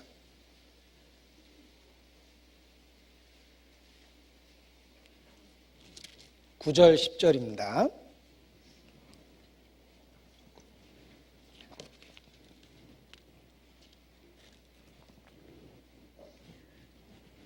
같이 읽죠. 내게 이르시기를 내 은혜가 내게 족하도다. 이는 내 능력이 약한 데서 온전하여 짐이라 하신지라. 이러므로 도리어 크게 기뻐함으로 나의 여러 약한 것들에 대하여 자랑하리니 이는 그리스도의 능력으로 내게 머물게 하려 함이라. 그러므로 내가 그리스도를 위하여 약한 것들과 능욕과 궁핍과 핍박과 곤란을 기뻐하노니 이는 내가 약할 그때에 곧 강함이니라. 자기의 연약함을 깨달으면 깨달을수록 강해질 수 있습니다. 아마 기드온이 32,000명의 군대를 모아놨을 때는 자기 자신의 어떤 용기를 의지하려는 마음도 들었을 겁니다. 32,000명의 군대를 보니까 믿음직했겠죠? 해볼 만하다라고 생각했을 수도 있습니다. 그러나 하나님이 300으로 줄여놨을 때는 정말 이 전쟁은 하나님만 의지해야 된다라는 진리를 붙잡을 수밖에 없었을 겁니다. 마찬가지입니다. 우리가 태생적으로 자기에게 갖고 있는 장점들을 의지하면 틀림없이 신앙적으로 한 번은 크게 부러져 버립니다. 그러나 자기가 얼마나 연약하고 작고 보잘것없는지 깨닫는다면 오히려 주님을 의지하려는 마음으로 바뀌고 그때 가장 강해질 수 있다고 생각합니다. 따라서 우리에게 주어진 모든 삶의 약점들은 우리의 신앙을 오히려 강하게 하는데 큰 유익이 된다라고 이렇게 말할 수 있습니다. 우리가 갖고 있는 지병도 신앙을 강하게 하는데 틀림없이 도움이 됩니다. 우리가 나이 들어가고 있다는 것, 쇠하여져 가고 있다는 것도 신앙이 성숙되는데 틀림없이 도움이 됩니다. 내가 태생적으로 주어진 재능이 적다라는 것도 오히려 신앙생활하는 데는 장점이 될 수 있습니다. 내가 이 세상에서 갖고 있는 것이 별것 없다라는 것이 내 마음을 오히려 천상으로 쉽게 옮겨놓는데 틀림없이 장점이 됩니다. 약할 때 강해집니다. 우리의 단점이 주님 안에서 믿음으로 주님께 의지하면 우리의 단점과 약점이 틀림없이 우리를 강하게 합니다. 동물의 세계를 살펴봐도 그렇습니다. 스컹크는 어렸을 때는 열등감이 들었을 거예요. 엄마, 나 내 몸에서 냄새 나는 것 같아. 아무도 내 곁에 안 오려고 그래. 아마 학교를 보냈다면 열등감이 들었겠지만 성장해서 보니까 그 냄새가 자기의 생명을 지켜주고 있다는 걸 어느 날 깨달았을 겁니다. 장미도 그 아름다움과 향기를 보고 도취되어 있다가 자기의 가시를 보고 정말 미워했을 거예요. 왜 내 몸에 가시가 있을 걸까? 날카롭게. 그 가시가 없다면 장미는 피기도 전에 꺾여버렸을 거예요. 가시가 있기 때문에 함부로 못 꺾는 겁니다. 그래서 향기를 보존하고 아름다움을 보존할 수가 있는 겁니다. 자연의 세계를 살펴봐도 단점처럼 보이는 것들이 실제로는 장점이 됩니다. 하나님께서 우리가 태어날 때 많은 것들을 제안하셨습니다. 그런데 생각해보면 내가 갖고 있었던 열등하고 약하고 부족한 것들이 신앙을 발견하는 데 틀림없이 도움이 됐고, 그리고 더 중요한 건 그 신앙을 유지하고 있는데 꼭 필요한 것들이라는 것을 깨닫게 됩니다. 그래서 우리도 약한 것을 자랑할 수 있습니다. 내가 이 보배를 질그릇에 가졌다라고 그렇게 표현해 볼 수 있습니다. 우리가 이 보배를 질그릇 같은 우리 태생적으로 연약하고 보잘것없는 우리 모습 속에 놀라운 보배, 믿음이라는 보배를 심어 놓으신 겁니다. 자, 이 기드온은 분명히 나약하고 소심한 사람임에 틀림이 없습니다. 그러나 기드온은 하나님의 부르심에 반응하고 하나님 부르심에 적극적으로 응답했다는 것이 중요합니다. 적어도 믿음에 대한 반응이 있었다는 거예요. 그는 질문하고 망설여고 두려워했지만, 그러나 하나님의 부르심을 확신했을 때 그는 그걸 극복하고 믿음을 붙잡습니다. 기드온은 틀림없이 태생적으로 작은 자요, 연약한 자요, 소심한 자요, 나약한 자입니다. 그러나 하나님이 그를 찾아오심에 대해서 그는 반응했고 적극적으로 받아들였고, 그리고 말씀에 순종했습니다. 그래서 하나님이 그를 찾아오신 이후에 기드온이 얼마나 용감해졌는지 보십시오. 하나님이 요구하신 것이 있습니다. 보십시오. 25절, 6장 25절입니다.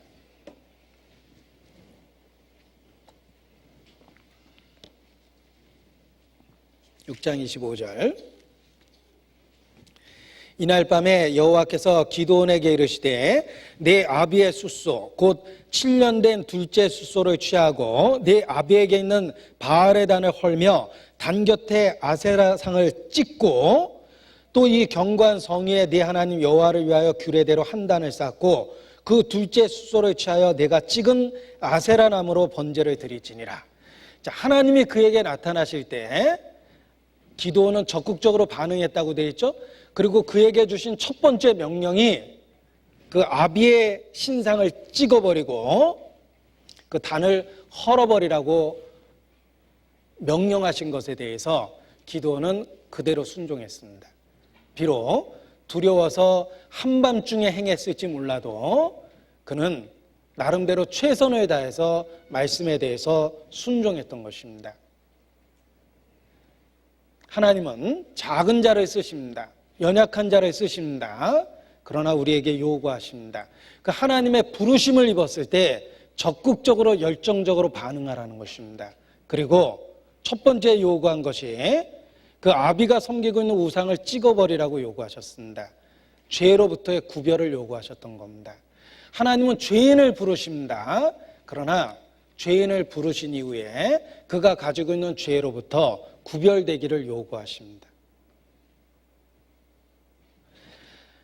기드온은 그 부름에 응답하고 용기를 내서 아비가 섬기던 우상을 깨서 부셨습니다. 그리고 그곳에 하나님께 번제를 드렸습니다.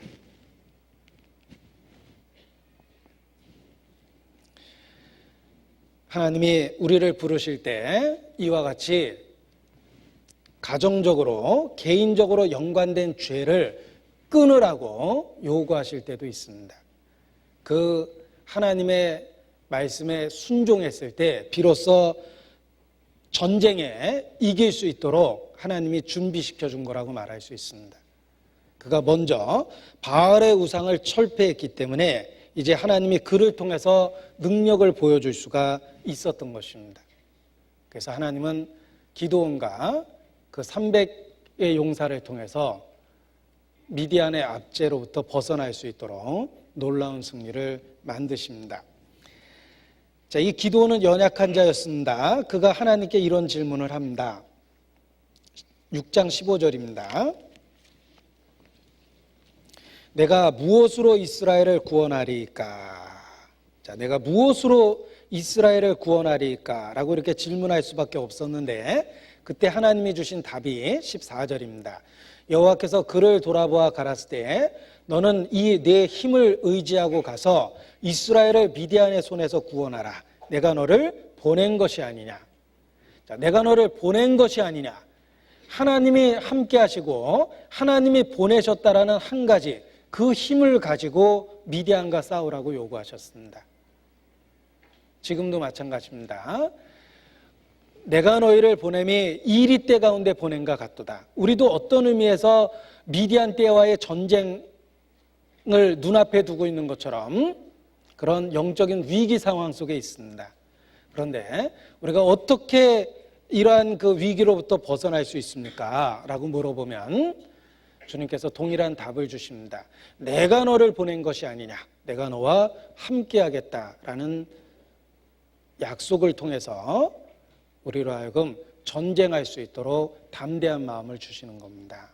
그리고 무엇보다도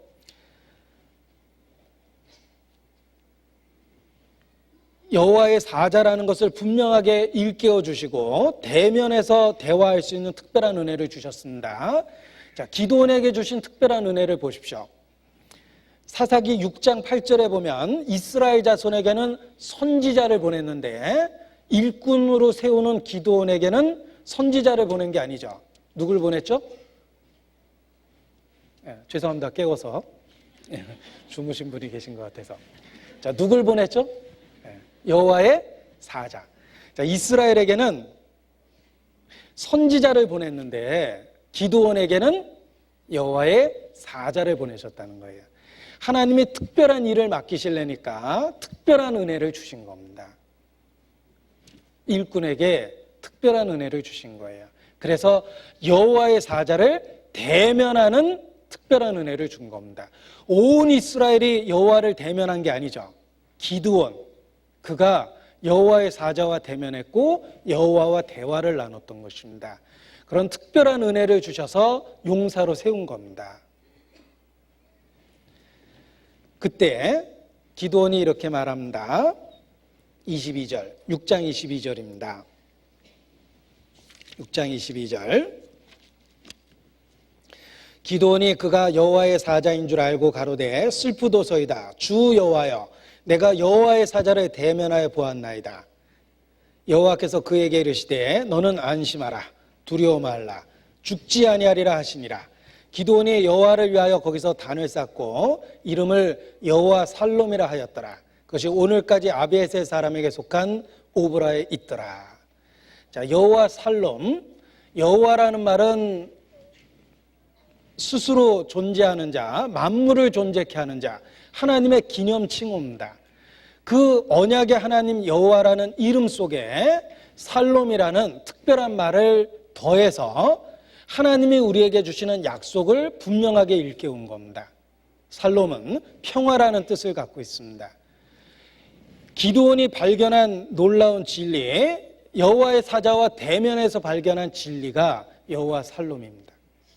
하나님이 평화시다 라는 진리를 발견하고 그것을 기념하여 단을 쌓고 그 단이 오랫동안 그곳에 있었습니다. 따라서 기드온은 생애 내내 자기가 만났던 그 여호와를 늘 기억할 수 있었을 겁니다.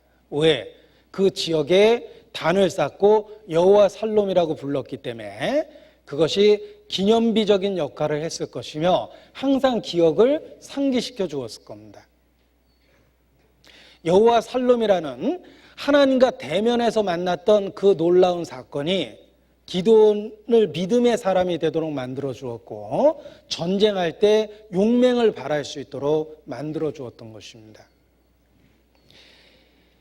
23절에 여호와께서 그에게 이르시되, 자, 하나님이 내게 직접 하신 말씀이라면 우리가 평생을 기억할 겁니다. 기드온에게 그러하셨습니다. 너는 안심하라. 이 안심하라라는 말이 히브리 말로 살롬입니다. 평화. 너는 평화. 너는 안심하라. 이렇게 번역했습니다. 두려워 말라. 죽지 아니하리라. 하나님이 대면에서 말씀하신 내용입니다. 그 감동과 감격을 단을 쌓는 기념 행위로 표현했고 여호와 살롬이라는 이름을 지어서 그 진리를 늘 기억했던 것입니다. 보십시오. 기드온이 전쟁에 승리했던 비결은 여호와 살롬입니다. 하나님을 대면에서 만나서 하나님의 음성을 들었던 그 사건이 기드온을 용사로 만들어 주었던 것입니다. 지금도 그러합니다. 이 여호와 살롬의 사건은 사실 신약 시대의 모든 그리스도인을 위하여 주신 말씀이라고 말할 수 있습니다. 살롬이라는 말은 평화라는 뜻입니다. 평화, 평안, 평강. 자, 우리말로 다 비슷한 말인데 히브리 단어로는 똑같은 단어입니다. 살롬. 이 살롬이라는 말을 평안, 평화, 평강이라는 말로 번역을 합니다. 그런데 이 여호와 살롬은 예수 그리스도를 통해서 우리에게 주시는 축복에 대한 예표입니다. 원래 성경 말씀에 악인에게는 평강이 없다라고 말씀하셨습니다. 진정한 평화는 있을 수가 없습니다. 사형수는 죽음을 눈앞에 두고 있습니다. 진정한 평안이란 있을 수가 없습니다. 우리는 영적인 사형수와 같았고 악인에게는 평안이 있을 수가 없습니다. 자, 이사야서 48장입니다. 이사야서 48장 22절.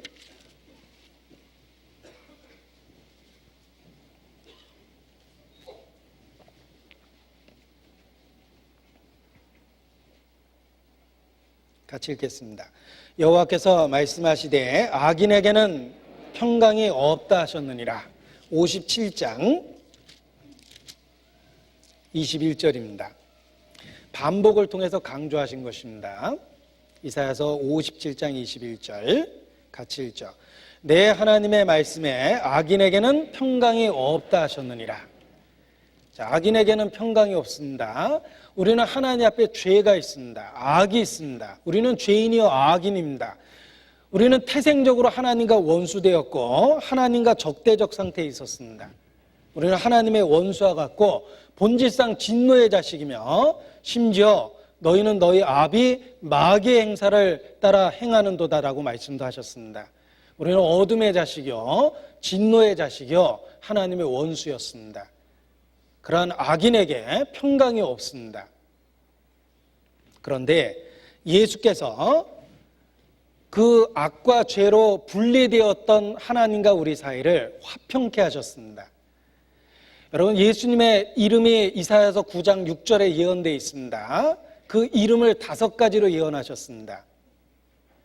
한 아이를 우리에게 주신 바 되었고 한 아들을 우리에게 주신 바 되었다라고 말씀하셨는데, 그 이름이 5가지로 예언되어 있었습니다. 기묘자라, 모사라, 전능하신 하나님이라, 영존하시는 아버지라, 마지막 5번째 평강의 왕이라 할 것임이라 그랬습니다. 예수님의 예언되었던 이름 중에 하나가 평강의 왕입니다. 예수님에 대한 예표가 살렘왕 멜기세덱입니다. 살렘왕이 번역하면 평강의 왕이란 뜻입니다.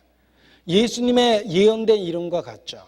예수님 자신이 평강의 왕이며 우리에게 평강을 주실 거라는 것을 의미하는 것입니다.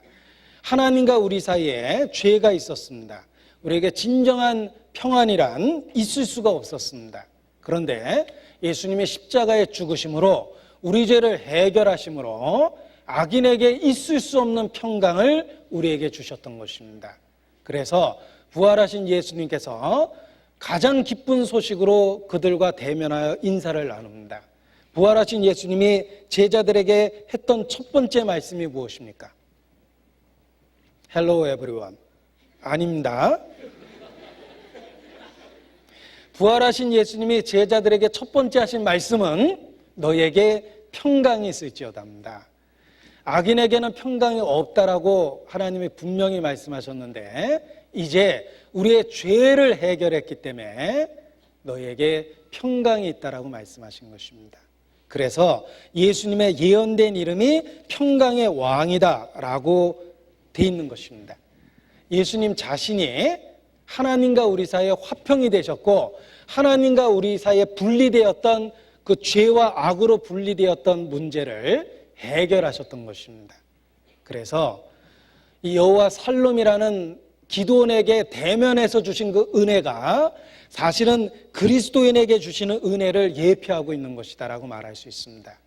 안심하라 라고 기드온에게 말씀하셨을 때 하나님은 시간을 초월해서 모든 그리스도인에게 동일한 얘기를 하셨던 겁니다.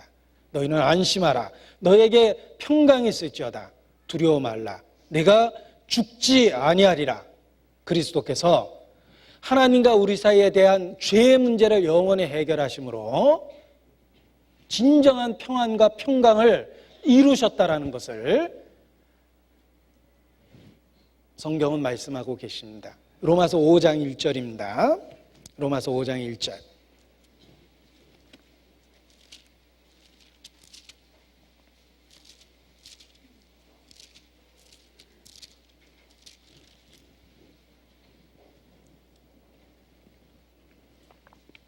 로마서 5장 1절 같이 읽겠습니다.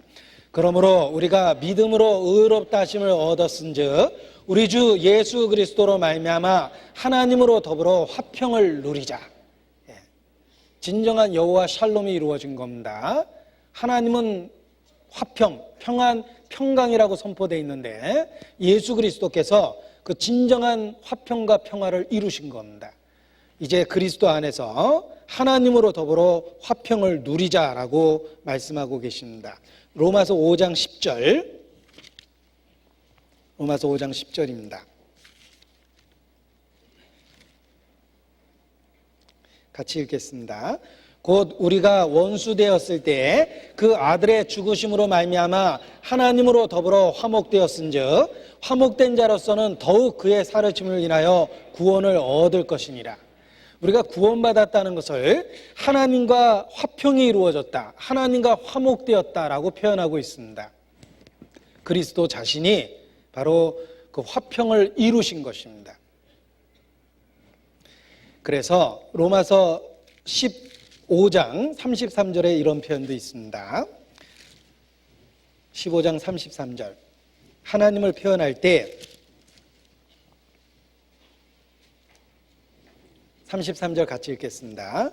평강의 하나님께서 너희 모든 사람과 함께 계실지어다. 아멘. 자, 하나님이 예수 그리스도 안에서 이제 우리에게 평강의 근원이 됐다는 것입니다. 그래서 하나님을 표현할 때 평강의 하나님이라고 이렇게 표현하고 있습니다. 예수께서 하나님과 우리를 화목케 하셨고 화평을 이루셨기 때문에 이제 하나님이 우리에게 평강의 하나님이 된 겁니다. 자, 기드온이 어떻게 그렇게 놀라운 그 승리를 이룰 수 있었을까? 하나님과 대면해서 여호와 살롬이라는 진리에 대한 확신이 생겼기 때문에 그렇습니다. 너는 안심하라라는 그 하나님의 음성을 들었기 때문에 하나님과 화목해 되었기 때문에 용기를 발할 수가 있었던 겁니다. 하나님과 화목해 되었고 하나님이 함께 하시고 하나님이 보냈다면 두려워할 것이 없다라는 진리를 깨달았던 것입니다. 하물며 우리는 그리스도 안에서 정말 하나님과 영원토록 화목해 되었습니다. 기드온도 단 한 번의 만남으로 용기를 발휘할 수 있었다면 우리는 그리스도의 십자가를 통해서 화목해 된 진리를 깨달았는데 우리가 용기를 갖는 것은 더욱더 당연한 겁니다. 우리는 십자가를 통해서 지금도 수없이 하나님과 화목해 되었다라는 진리를 누리고 있습니다. 따라서 우리도 기드온과 같이 하나님과 화목해 된 자로서 담대한 마음을 갖고 용기를 갖고 하나님이 나와 함께 하시다라는 걸 믿고 살아갈 수가 있는 것입니다. 그리스도께서 화평을 이루셨기 때문에 그렇습니다. 골로새서 1장 20절입니다. 골로새서 1장 20절.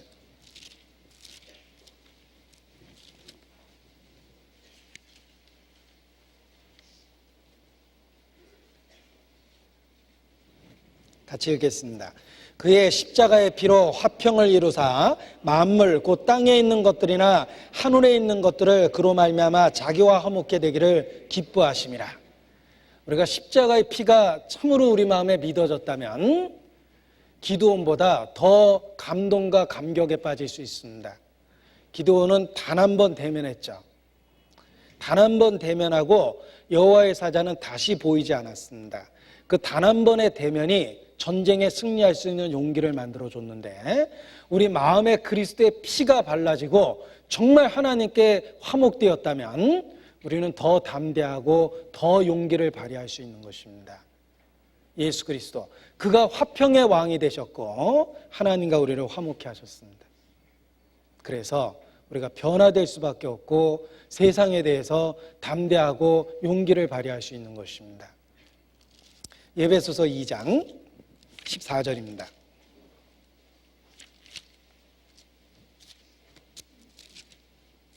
에베소서 2장 14절 제가 읽겠습니다. 그는 우리의 화평이신지라 둘로 하나를 만드사 중간에 막힌 담을 허시고 원수된 것 곧 의문에 속한 계명의 율법을 자기 육체로 폐하셨으니 이는 이 둘로 자기 안에서 한 세 사람을 지어 화평하게 하시고 또 십자가로 이 둘을 한 몸으로 하나님과 화목하게 하려 하심이라. 원수된 것을 십자가로 소멸하시고 또 오셔서 먼 데 있는 너희들에게 평안을 전하고 가까운 데 있는 자들에게 평안을 전하셨으니 이는 저로 말미암아 우리 둘이 한 성령 안에서 아버지께 나아감을 얻게 하려 하심이라. 자, 예수 그리스도께서 우리의 화평이 되셨습니다. 먼저 하나님과 우리를 화평케 했고 그리고 그 결과로서 담장이 쳐져 있는 것 같이 구별되어 있던 유대인과 이방인을 하나가 되게 만드셨습니다. 그리고 이제 나와 또 다른 사람들을 하나가 되게 만드십니다. 그리스도는 화평의 왕이시며 우리가 그리스도를 믿음으로 말미암아 하나님과 화평케 되었고 또 유대인과 이방인이 교회라는 것 속에서 화평케 되고 또 내 이웃들과 화평케 되었다라고 말할 수 있습니다. 이제 그 화평을 누리고 살 수 있도록 만들어 주신 것입니다. 우리가 예수 그리스도의 이름을 부르고 예수님을 믿는 한 그 화평의 관계 속에 있기 때문에 우리도 계속해서 용기를 가질 수 있고 세상에 대해서 담대한 마음을 가질 수가 있는 것입니다. 예수 안에서 이제 화목해 되었기 때문에 그렇습니다. 하나님과 화목해 되었고 사람과 사람 사이에 화목해 되었습니다. 자, 이 화목해 되었다는 말을 비유적으로 표현하면 더 이해가 쉽습니다. 적국에 내가 들어갔을 때에는 계속 불안합니다. 자, 여러분 만약에 북한 땅을 돌아다니고 있다고 생각해 보십시오. 적대적인 관계이기 때문에 신분이 드러나면 바로 체포되겠죠. 어쩌다가 북한 땅에 떨어졌다고 가정을 해보세요. 만약 내가 남한 사람이라는 게 드러나면 바로 체포될 거 아닙니까? 불안할 겁니다. 적대 국가를 돌아다닌다는 건 아주 불안한 겁니다. 그런데 만약에 남북이 통일돼서 평화조약이 이루어져서 자유롭게 오고 가고 있습니다. 그러면 그 화평케 된 나라를 돌아다니는 데는 아무런 부담이 없습니다. 하나님과 적대 관계에 있을 때는 우리의 삶이 위기 속에 있고 우리는 불안과 어떤 그 장래에 대한 염려를 지워버릴 수 없습니다. 그런데 하나님과 화목하게 되었고 하나님이 다스리는 모든 세상 속에서 우리는 자유롭고 담대할 수가 있는 것입니다. 그게 여호와 샬롬입니다. 하나님과의 평화가 이루어졌다는 게 살아가는 마음의 태도를 바꿔준다. 적대 국가를 돌아다니는 게 아니에요. 이제 하나님이 역사하시는 그 세계 속에서 내가 하나님과 화목해 되었기 때문에 편안한 마음으로 담대한 마음으로 세상을 살아갈 수가 있습니다. 불확실한 미래에 대해서도 불안하지 않습니다. 하나님과 화평이 이루어졌기 때문에 하나님의 은혜가 미래를 주관하고 있다는 걸 믿기 때문입니다. 사건, 사고가 많은 이 세상 속에서도 불안하지 않습니다. 하나님과 화목해 되었기 때문에 하나님이 함께 하시며 내 인생을 조절하시고 보호하시고 있다는 것을 믿을 수 있기 때문입니다.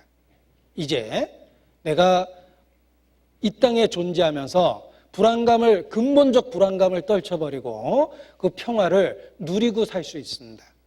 하나님과 화평케 되었기 때문입니다. 따라서 미디안과 같은 대적이 나타난다 하더라도 기드온처럼 용기를 발휘할 수 있습니다. 하나님과 화평케 되었기 때문에 그가 나와 함께 하실 거라고 믿고 용기를 발휘할 수 있는 것입니다. 이 하나님과의 평화가 이루어졌다는 것은 소심했던 기드온을 용사로 만들어주는 진리가 되었습니다. 마찬가지입니다.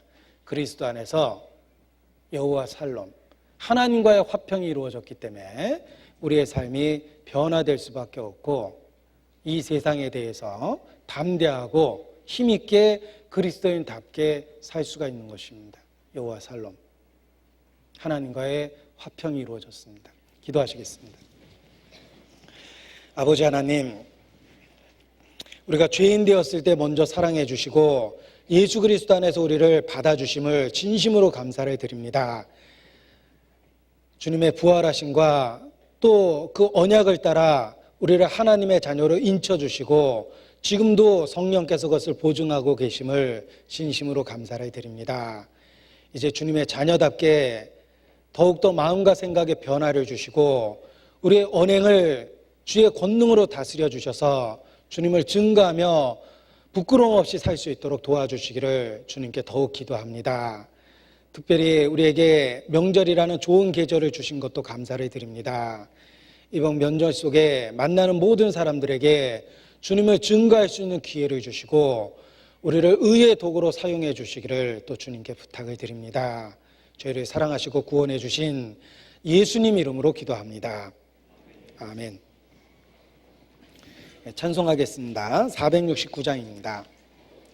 469장 우리 1절과 4절만 하시겠습니다.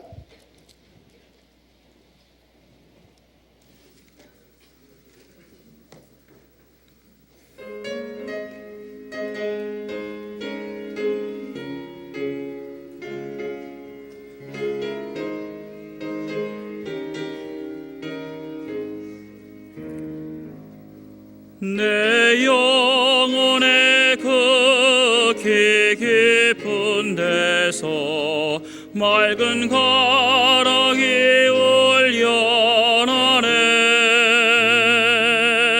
하늘 곡조가 언제나 흘러나와 내 영혼을 고이 사네. 평화 평화로다. 하늘 위에서 내려오네. 그 사랑의 물결이 영원토록 내 영혼을 덮으소서. 이 땅 위에 험한 길 가는 동안 참된 평화가 어디 있나. 우리 모두 다 예수를 친구 삼아 참 평화를 누리겠네.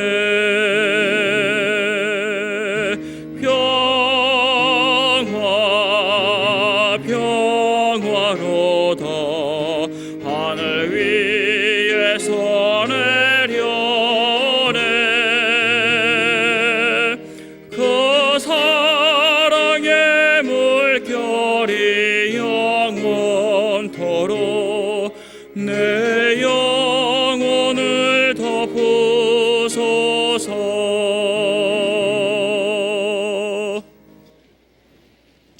광고 없습니다. 마치겠습니다. 안녕히 돌아가시 바랍니다.